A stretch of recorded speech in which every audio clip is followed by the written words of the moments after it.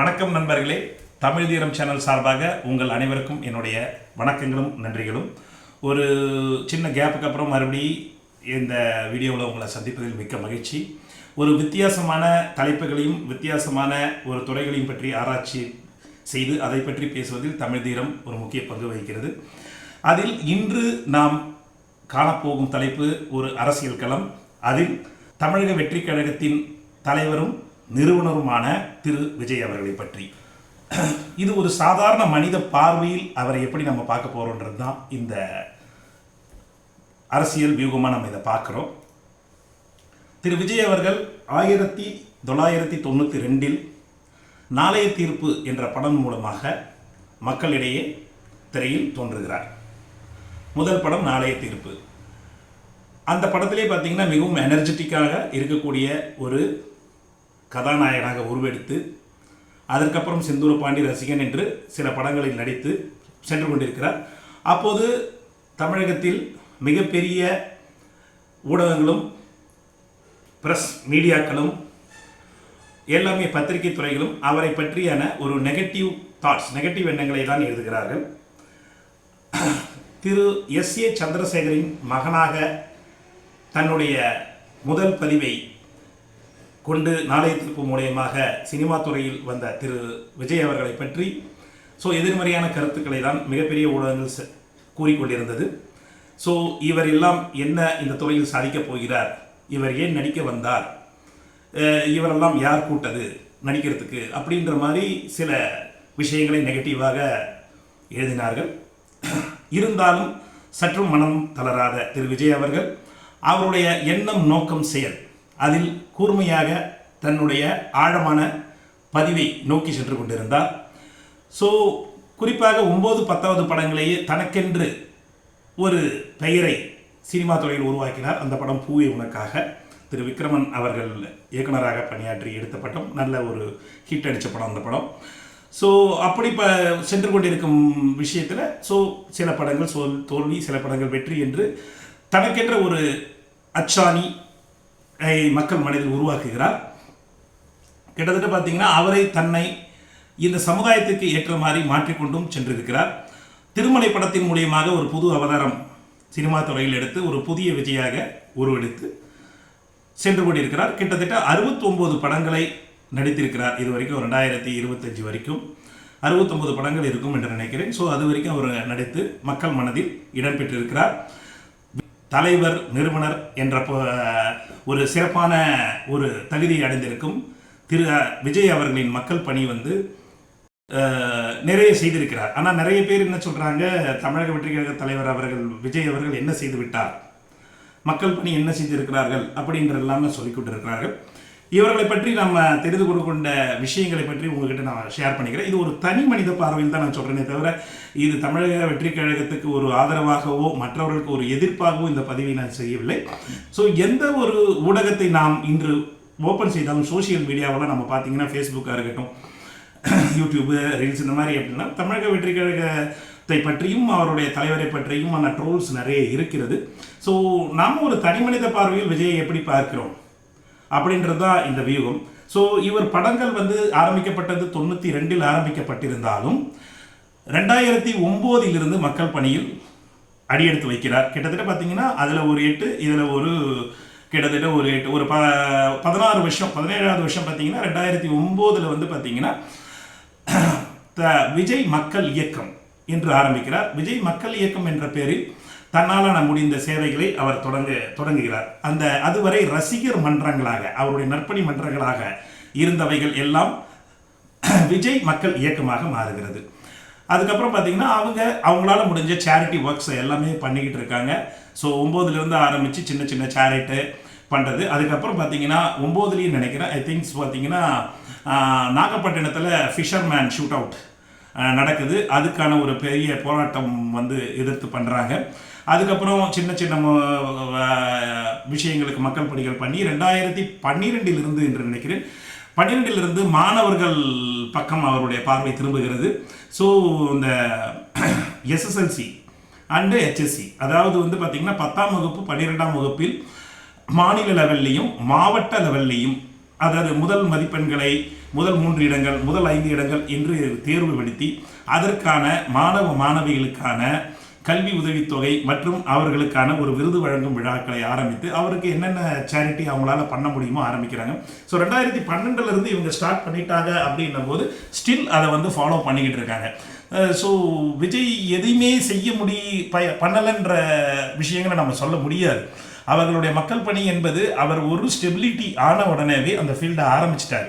அதுதான் வந்து உண்மையான கருத்து. எப்படி தன்னுடைய சினிமா துறையில் ஆழமாக மற்றவர்களுடைய கருத்துக்களை நெகட்டிவ் எதிர்மறை எண்ணங்களை செவி சாய்க்காமல் தன்னுடைய பணியே வந்து செய்வது என்று முடிவு செய்து மக்கள் மனதில் இடம் பிடித்து தன்னுடைய சிறந்த நடிகன் என்று கொண்டு வந்தாரோ, சேம் அதே மாதிரியான மக்கள் பணியிலும் அவருடைய பணியை வந்து சிறப்பாக வந்து 2012 வந்து ஸோ மாணவர்களை இளைய சமுதாயத்தை அவங்க டார்கெட் பண்ணி அவங்களுக்கான விஷயங்களை செய்ய ஆரம்பிச்சிட்டாங்க அப்படின்னு தான் சொல்லணும். அதுக்கப்புறம் 15, 17 இது மாதிரி நிறைய விஷயங்கள், சைக்ளோன், கஜா புயலாக இருக்கட்டும், சைக்ளோனாக இருக்கட்டும், தூத்துக்குடி ஷூட் அவுட்டாக இருக்கட்டும், அந்த ஃபேமிலி மெம்பர்ஸுக்கு பண்ண ஹெல்ப்பாக இருக்கட்டும், நீட் தேர்வு வந்த சமயத்தில் பார்த்தீங்கன்னா அந்த ஸ்டூடெண்ட்ஸ் சூசைட் பண்ணிக்கிட்டாங்க இல்லைங்களா, அவங்களுடைய ஃபேமிலி ஹெல்ப்பாக இருக்கட்டும், அது மாதிரி அவங்களுக்கு ஒரு ஃபினான்ஷியல் ஹெல்ப்பாக இருக்கட்டும், இப்படி பல கோணங்களில் வந்து விஜய் மக்கள் இயக்கம் மூலியமாக நிறைய விஷயங்கள் பண்ணியிருக்காங்க.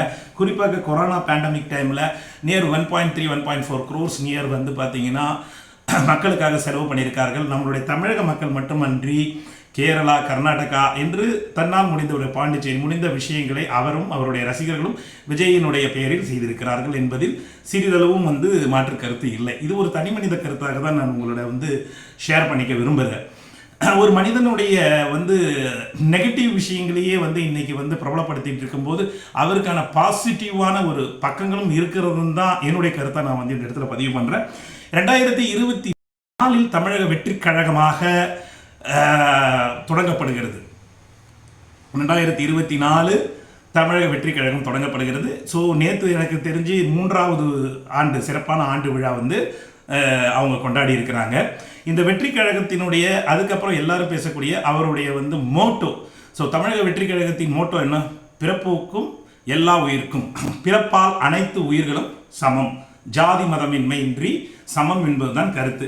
ஸோ நிறைய பேர் என்ன சொல்கிறாங்க, தமிழக வெற்றி கழகத்துக்கு கொள்கை இல்லை, கோட்பாடு இல்லை அப்படி என்று சொல்கிறாங்க. அவர்கள் தெளிவாக அவருடைய கட்சியில் வந்து வெப்சைட்ஸ்லேயே போனாலும் சரி, அவருடைய கட்சி கொள்கையில் அவர் பார்த்தாலும் தெளிவாக கொடுத்துருக்காங்க.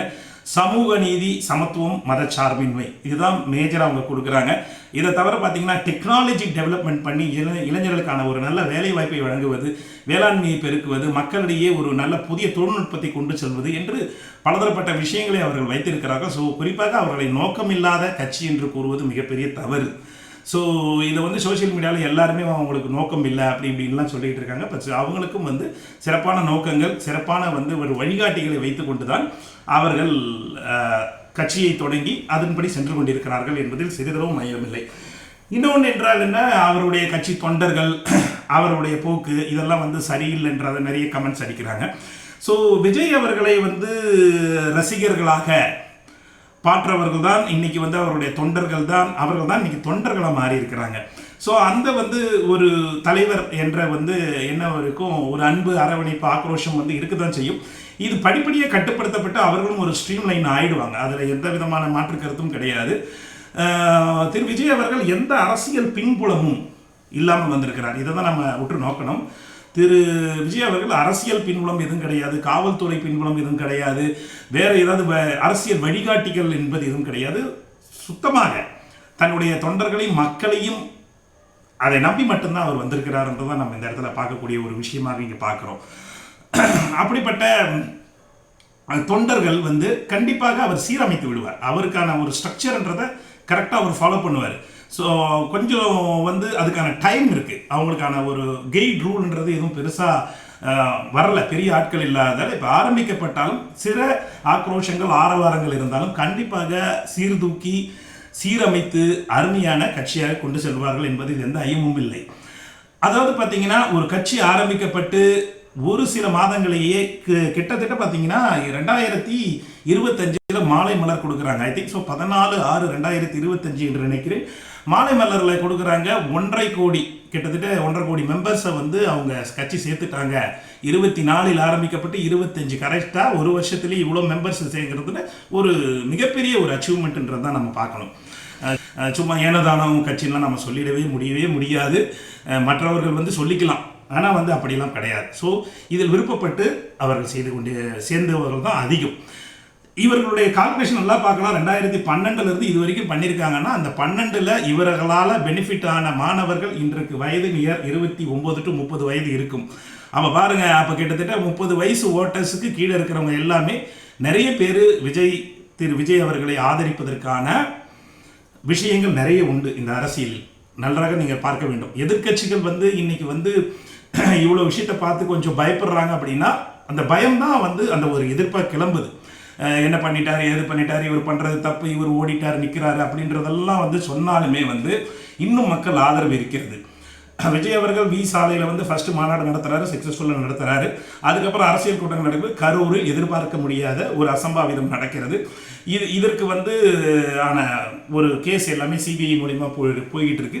அதுக்கான விஷயங்கள் தெரியும், என்ன யார் இதற்கு காரணம், என்ன விஷயங்கள், இதனுடைய போக்குகள் தெரியும். ஸோ அதை பற்றி வந்து நம்ம வந்து இப்போ பேசணும்னு அவசியம் இல்லை. அதை வந்து சிபிஐ கையில் போயிட்ட உடனே அவங்க அதை பார்க்க போகிறாங்க. ஸோ இப்போ வந்து அவர் ஓடிட்டார் நின்ட்டார்னா எந்த பின்புலமும் இல்லை, என்ன செய்யறதுன்னு தெரியாது. ஸோ எக்ஸ்டர்னலாக என்ன வந்து ஒரு விஷயங்கள் ஃபீட்பேக் யார் கொடுக்குறாங்களோ அதை நோக்கி தான் அந்த பரபரப்பான சமயத்தில் அவர்கள் நகரக்கூடிய ஒரு சூழ்நிலைகள் தள்ளப்பட்டிருக்கிறார்கள் என்பது மக்களுக்கும் தெரியும். இது சிறிதளவும் வந்து நம்ம வந்து ஐயமில்லை, அவ்வளோதான் நம்ம சொல்ல முடியும். அதே மாதிரி பார்த்தீங்கன்னா இந்த இடத்துல நல்லா தீர்க்கமாக நீங்கள் நல்ல விஷயங்கள் என்ன பார்க்கணும் அப்படின்னா, அந்த 41 குடும்பங்கள் வந்து தங்களுடைய பிறப்புகளை இழந்திருந்தாலும் இம்மிடியேட்டாக, அதாவது தன்னுடைய சொந்த பணத்திலிருந்து 20 லட்சம் ரூபாய் ஒரு குடும்பத்திற்கும் கொடுத்து, உங்கள் குடும்பத்திற்காக நான் இருக்கிறேன், அவர்கள் விட்டு சென்ற விஷயங்கள் அனைத்தையும் அவருக்கு மேலாக செய்கிறேன், உங்களுக்கு என்னென்ன வேண்டுமோ உங்கள் குடும்பத்துக்கு சப்போர்ட் பண்ணுறேன்னு சொல்லக்கூடிய ஒரு தனி மனிதனாக சம்பாதித்து அதை செய்யக்கூடிய ஒரு பெரிய மனது என்பது விஜய்க்கு இருப்பது மிகப்பெரிய ஒரு பாராட்டக்கூடிய விஷயமாக தான் நான் பார்க்குறேன். யாருமே வந்து அவ்வளோ சீக்கிரம் வந்து தன்னுடைய பணத்தை எடுத்து டக்குன்னு இவ்வளோ ரூபாயை கொடுத்துட மாட்டாங்க. ஸோ இழந்தவர்களுக்கு நான் இருக்கிறேன் என்று ஒரு உறுதிமொழியை கொடுத்து, உறுதிமொழி சொல்லுவாங்க, நான் செய்வேன்னு சொல்லுவாங்க, ஆனால் செய்யணும் இல்லை. ஸோ இமிடியேட்டாக அவர் செஞ்சார். செஞ்சு அவங்களுக்கான வந்து ஒரு நான் இருக்கிறேன்றதை காமிச்சார். ஸோ இதை வந்து வரவேற்று தான் அந்த 41 ஃபேமிலி இன்றைக்கி அவருக்கு ஆதரவை வந்து தெரிவிக்கிறாங்கன்னா இதுதான் அந்த விஷயம். ஸோ திரு விஜய் அவர்கள் வந்து எதுவுமே செய்யவில்லை என்று கண்டிப்பாக சொல்லவே முடியாது.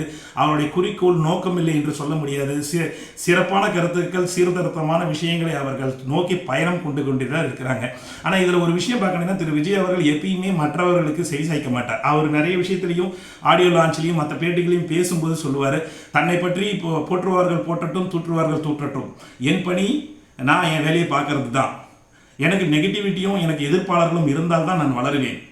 எல்லாருக்கும் நம்மளை பிடிச்சிட்டா நமக்கு வாழ்றதுல அர்த்தமே இல்லை பாஸ், நமக்கு ஒரு எதிர்ப்பு இருந்தால் தானேப்பா பாஸ் நல்லா வளர முடியும் அப்படின்றது அவர் நிறைய சொல்லியிருப்பாரு, நீங்கள் பார்த்துருக்கலாம். ஸோ அதை மாதிரி பல எதிர்ப்புகளையும் இருந்தாலும் அவர் எல்லாருக்கும் செவி சாய்த்து உடனே பதில் சொல்லணுன்றதை அவருடைய நோக்கமாக எடுத்துக்கொள்ளவில்லை. அதுதான் அவருடைய கடந்த வரலாறு கூறுகிறது. ஸோ அது மாதிரி சொல்லும் போது பார்த்தீங்கன்னா, அவர் வாட்டின் இந்த அரசியலில் அவர் களம் கண்டுகிட்டு இருக்கிறார். இது வரக்கூடிய சில எதிர்ப்புகளையும் பல விஷயங்களையும் அவரால் முடிந்த அளவுக்கு சமாளித்து சென்று கொண்டு தான் இருக்கிறார். பல பேர் அவருக்கு உறுதுணையாக வந்து கொண்டிருக்கிறார்கள். அவர்களுடைய துணையுடனும், மக்களுடைய துணையுடன், தொண்டர்களுடைய துணையுடன் சிறப்பாக இந்த கட்சியை நடத்தி கொண்டிருப்பார்.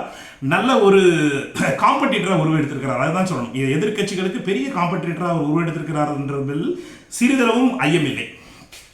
அதாவது நிறைய ஸ்டாட்டிஸ்டிக்ஸில் என்ன சொல்கிறாங்க அப்படின்னாங்கன்னா, இன்றைக்கி வந்து ஒரு பெரிய கட்சிகளுக்கு 35%, 30%, 20%ன்றாங்க. திரு விஜய் அவர்களுக்கு வந்து 30%ன்றாங்க. அப்போ ஒரு காம்படிட்டிவாக கொண்டுட்டு வர்ற அளவுக்கு வித்தின் ஷார்ட் டைமில் வளர்ந்துருக்கிறாருன்றதை வந்து யாராலுமே மறுக்க முடியாத ஒன்று. நம்ம சொல்லலாம், ஒரு கூட்டம் வந்து சும்மா வந்துடாது யாருக்கும். ஸோ ஆக்டர்ன்றதால மட்டும் வந்துடாது. பட் ஆக்டரும் மீறி அவர் மக்கள் மனதில் நின்று இருக்கிறார் என்பதில் சிறிதளவும் மையம் இல்லை. விஜய் அவர்கள் பார்த்தீங்கன்னா நிறைய வந்து ஒரு சைலண்ட்டாக தான் இருப்பாருன்னு சொல்லுவாங்க. அவர் ஷூட்டிங்லேயே பார்த்தீங்கன்னா சைலண்ட்டாக இருப்பார். டக்குன்னு பார்த்தீங்கன்னா டேக் ஆக்ஷன் ஆகுனா அவர் நடிக்கிறதே வித்தியாசமாக இருக்கும் அப்படின்ற மாதிரிலாம் நம்ம கேள்விப்பட்டிருக்கோம், சொல்லியிருக்காங்க. அப்போ அந்த மாதிரி தான் அவருடைய அந்த சைலன்ஸ் அப்படின்றத வந்து நாம் வந்து அவர் ஒன்றும் சொல்ல மாட்டார்னு எடுத்துக்கக்கூடாது. He is thinking many things. அவருடைய தாட்ஸ் எல்லாமே மிக கால்குலேட்டிவான விஷயங்களை பண்ணி கொண்டு தான் இருக்கும். ஒரு விஷயம் நல்லா பார்த்துக்குங்க, இருக்கிறதுலையே பயங்கரம் ஒரு டெரர் படம் பார்க்குறோம் அப்படின்னா இந்த சைலன்ஸ் இருக்குது பார்த்தீங்களா, அதுதான் இருக்கிறதுலே பயங்கரமாக இருக்கும். அதனுடைய பிரதிபலிப்பு வேற மாதிரி இருக்கும் இல்லையா. அதே மாதிரி திரு விஜய் அவர்கள் சைலண்டாக இருக்கிறாருன்னு மட்டும் தயவு செய்து யாருமே கால்குலேட் பண்ண வேண்டாம். அந்த சைலன்ஸ் ஒரு மிகப்பெரிய அசுர பலமாக உருவெடுத்திருக்கிறது. அது 2026 தேர்தலில் கண்டிப்பாக தெரியும். 2026 தேர்தலில் இந்த அமைதி அசுர பலமாக உருவெடுத்து பல பேருடைய பல கட்சிகளினுடைய வெற்றிகளை கண்டிப்பாக தடுக்கும் என்பதில் சிறிதளவும் ஐயமில்லை என்பதுதான் என்னுடைய கருத்தும். மேலும் அவர் பார்த்தீங்கன்னா அது இப்போ திருப்பரங்குன்றம் மேட்டருக்காக அவர் பேசலை, ஜனநாயகன் படம் விஷயமா அவர் பேசலை அப்படின்ற கருத்துக்களை எல்லாரும் வைக்கிறாங்க. திருப்பரங்குன்றம் மேட்டர்ன்றது ஒரு மத விஷயங்களை சம்மந்தப்பட்ட விஷயங்கள். ஸோ அவங்களுடைய கட்சியினுடைய கொள்கையே என்ன? அனைவரும் சமத்துவம், சமநீதி, மதச்சார்பின்மை. அவர் என்ன பேசணும், என்ன பேச முடியும் அவர் இந்த இடத்துல சொல்லுங்க? ஒரு சமூகத்துக்கு பேசினா இன்னொரு சமூகத்துக்கு தப்பா தெரிவார். ஸோ அதனால அவர் நியூட்ரலா பேசாம இருக்கிறார். ஸோ அதுதான் அவருடைய கால்குலேட் மைண்ட். அந்த இடத்துல அவர் பேசிட்டு இருந்தாருன்னா நிறைய பேர் எதிர்ப்பாளர்கள் அந்த கொள்கைக்கு எதிர்ப்பாயிடும். கரெக்டா? அவருடைய கட்சியினுடைய கொள்கைக்கே எதிர்ப்பாயிடும். ஜனநாயக படம் என்பது அவருடைய சொந்த வியாபாரம் சம்பந்தப்பட்ட விஷயங்கள், அவங்க ப்ரொடியூசர், டைரக்டர், அவர் சம்பந்தப்பட்ட விஷயங்கள். ஸோ திரு விஜய் அவர்கள் ஜனநாயகன் படத்தை பற்றி பேசலை, அதனால கஷ்டம்னு யாராவது டைரக்டரோ இல்லை ப்ரொடியூசரோ உங்ககிட்ட எல்லாருக்கும் சொன்னாங்களா? இது கஷ்டமா? இது ஒரு தமிழக மக்களுக்கு ஒரு வேண்டப்பட்ட விஷயமா? அவங்களுடைய தொழில் சம்பந்தப்பட்ட விஷயம். ஸோ அதில் அவர் பேசுகிறாரு, குரல் கொடுக்குறாரு, குரல் கொடுக்காம இருக்கிறாரு அப்படின்றதெல்லாம் ஒரு பெரிய விஷயமாக இருக்குது. ஸோ ஸ்லோவாக 1 by 1 அவர் எது நல்ல விஷயமோ அதை கரெக்டாக யோசித்து தான் பண்ணுறாரு. ஸோ அவரை பொறுத்த வரைக்கும் மிக கால்குலேட்டிவாக இருக்கிறார் என்பதுதான் என்னுடைய தனிப்பட்ட கருத்து. இது எல்லாருடைய மக்களுக்கும் ஒரு தனி சாதாரண மனிதனுடைய பார்வையில் திரு விஜய் அவர்களை பற்றி தெளிவாக தெரியும். பர்ஃபெக்டாக கால்குலேஷன் பண்ணி பர்ஃபெக்டாக மூவ் பண்ணியிருக்கிறாரு. ஸோ 24 ஆரம்பித்து 26 இப்போ ரீச் ஆகிருக்கும். கரெக்டாக 3 வருஷத்துலேயே ஒரு மிகப்பெரிய அசுர பலமாக வளர்ந்து இன்னைக்கு 1.5 கோடி பேருக்கு மேலே மெம்பரை சேர்த்து நின்று ஒரு மாபெரும் சக்தியாக உருவெடுத்திருக்கிறார். தமிழகத்தில் மட்டுமல்ல, பாண்டிச்சேரியில், அவருக்கென்று கேரளா, இந்த மாதிரி நிறைய இடத்துல அவர்களுக்கான தொண்டர்களும் ரசிகர்களும் இருக்கிறாங்க. அவங்க எல்லாம் அந்த தாவேக்காவினுடைய வெற்றி கழகத்தினுடைய தொண்டர்களாக மாறி இருக்கிறார்கள். ஸோ அமைதியான திரு விஜய் அவர்கள் இந்த 2026 அசுர பலமாக உருவெடுத்து பல பெரிய கட்சிகளினுடைய வெற்றிகளை தடுக்கக்கூடிய பேராயுதமாக வருவார் என்பதில் சிறிதளவும் ஐயமில்லை என்று கூறுகிறேன். இது என்னுடைய தனிப்பட்ட கருத்து தானே தவிர மற்ற கருத்து இல்லை. எங்களுடைய சேனல் உங்களுக்கு பிடித்திருந்தால் எங்கள் சேனலை லைக் பண்ணுங்க, சப்ஸ்கிரைப் பண்ணுங்க, பெல் பட்டன் அழுத்துங்க. தேங்க்யூ. உங்களுடைய கமெண்ட்ஸ் இருந்ததுன்னா சொல்லுங்க. மிக்க நன்றி, மிக்க நன்றி, மிக்க நன்றி.